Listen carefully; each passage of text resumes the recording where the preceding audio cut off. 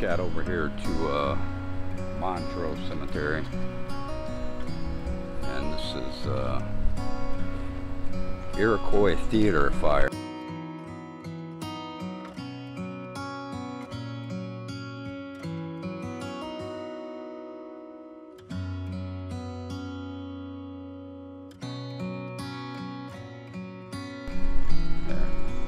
Tell you about it.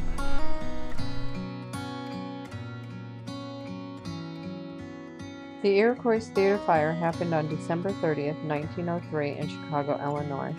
It was the deadliest theater fire and the deadliest single building fire in United States history, resulting in at least 602 deaths. The Iroquois Theatre was at 2428 West Randolph Street between State Street and Dearborn Street in Chicago.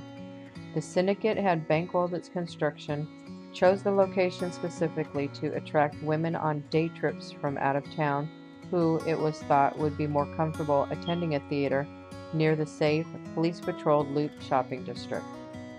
The theater opened on November 23, 1903, after numerous delays due to labor unrest, and according to one writer, the unexplained inability of architect Benjamin Marshall to complete required drawings on time.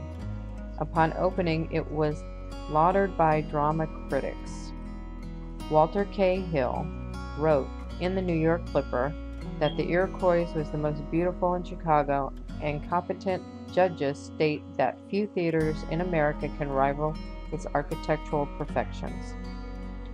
The Iroquois had a capacity of 1,602 with 3 audience levels. The main floor, known as the orchestra, had approximately 700 seats on the same level as the foyer and the grand stair hall.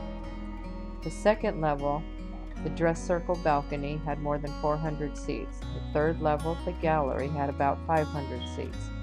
There were 4 boxes on the first level and 2 above.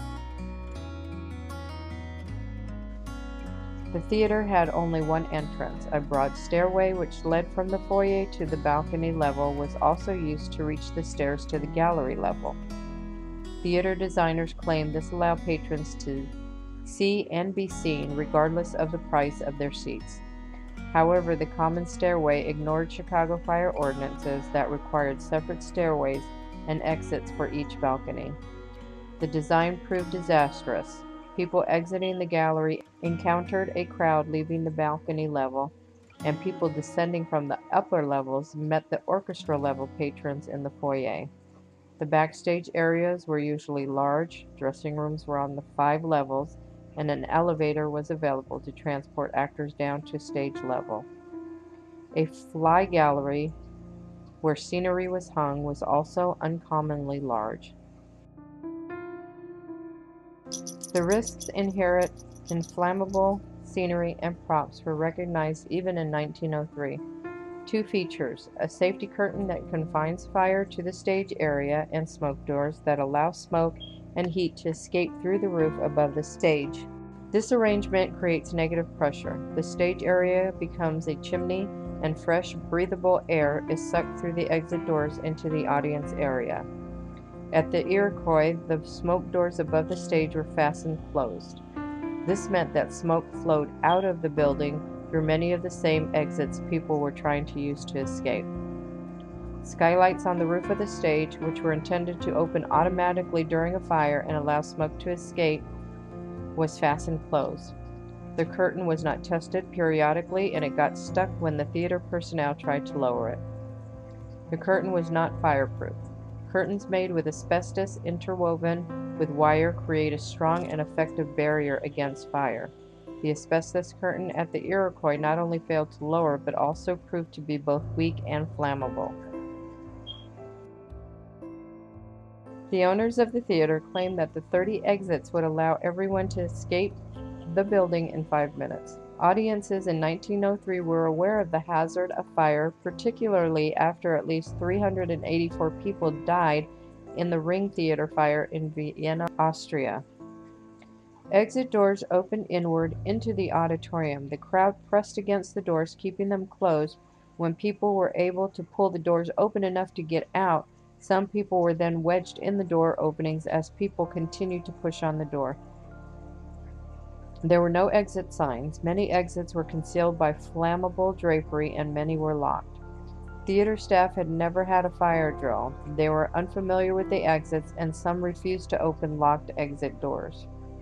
There were no emergency lighting. The main auditorium lights were never switched on, so the theater remained dimly lit during a performance.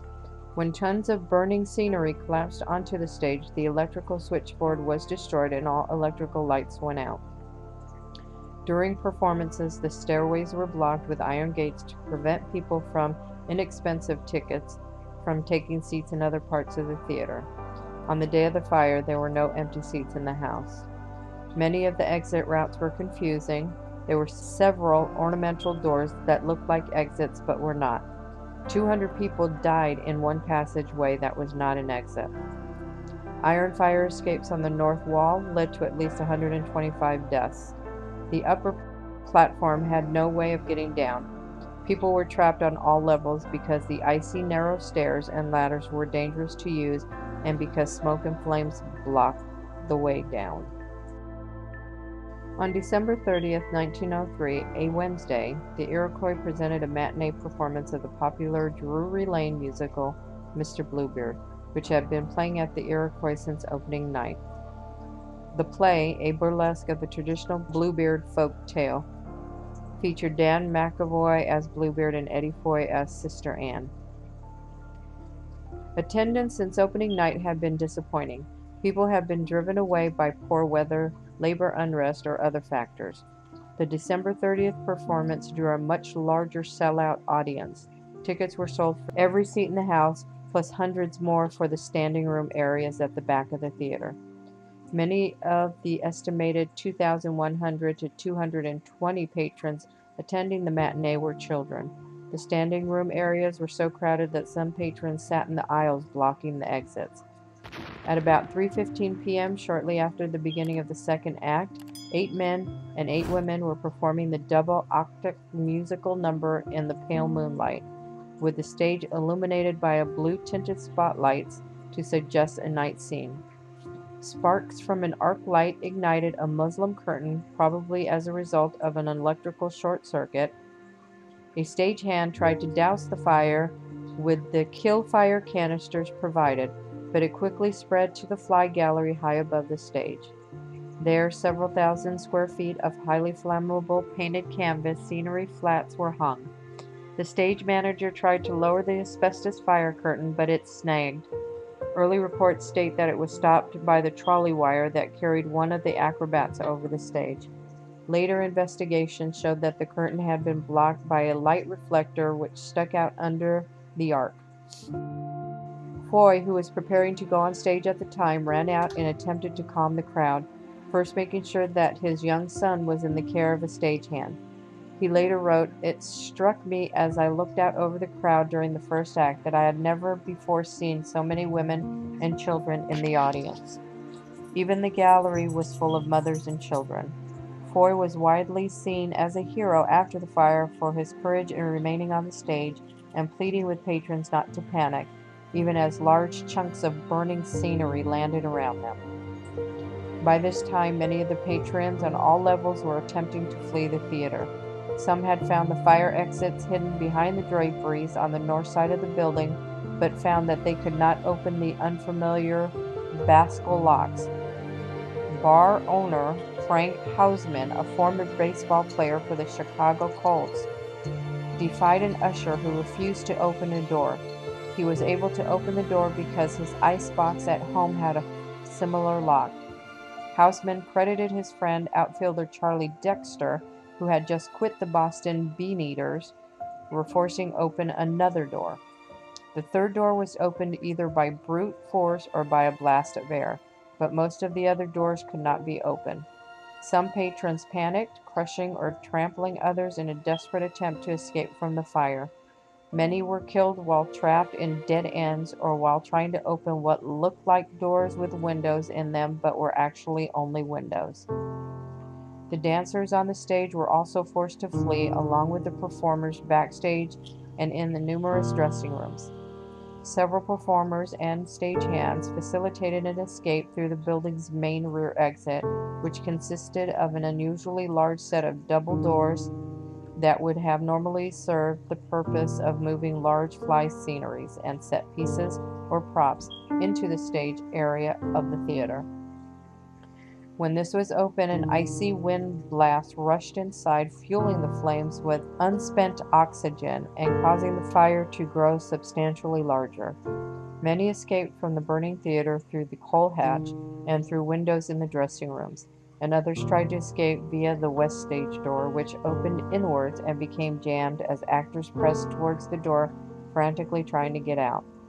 By chance, a passing railroad agent saw the crowd pressing against the door and unfastened the hinges from the outside using tools that he normally carried with him, allowing the actors and stagehands to escape.